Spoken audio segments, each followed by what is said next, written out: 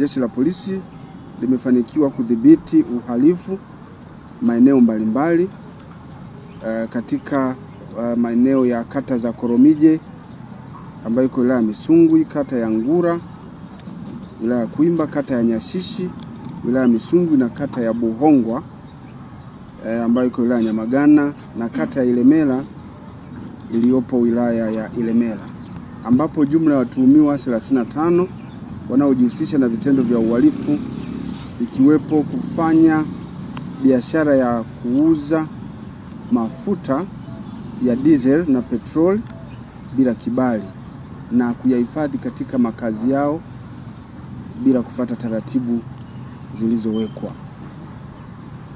Vielelezo hivyo vilivyokamatwa ambapo ni mafuta diesel lita 685, betri 2 za magari, pikipiki moja aina ya Sanel G yenye namba za usajili MC 711 DJM, Ethrod 2, mapipa mawili, mipira 10 ya kunyonyea mafuta, madumu 85 yanayotumika kufanyia uhalifu, na fence wire moja, vyote vikiwa na thamani ya shilingi milioni 4,463,910.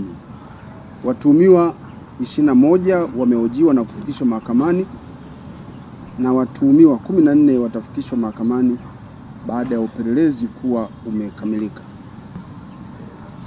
Operation hiyo imefanyika katika maeneo hayo baada ya kuwa tunapokea taarifa nyingi za watu hao kumiliki na kuhifadhi mafuta hayo katika utaratibu ambao hauruhusiwi, lakini pia wanahojiwa kwa kuyapata mafuta hayo kwa njia ambazo sio halali.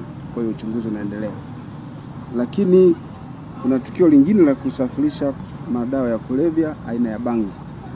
Ni kwamba tarehe 30 mwezi wa 5 mwaka huu, ilikuwa ni majira saa 3 za usiku, huko katika kitongoji cha Iseni ambacho kipo Kisesa katika wilaya ya Magu, Jeshi la Polisi lilifanikiwa kuwakamata watu wafuatao: Jane Joseph Odhiambo, miaka 53, mkulima na mkazi wa Tarime, mkoa wa Mara, na mtu mwingine wa jinsia ya kiume aitwaye Samora Osewe Nyandimo, miaka 47, yule ni mkulima na mkazi wa Pasiasi, wilaya ya Ilemela.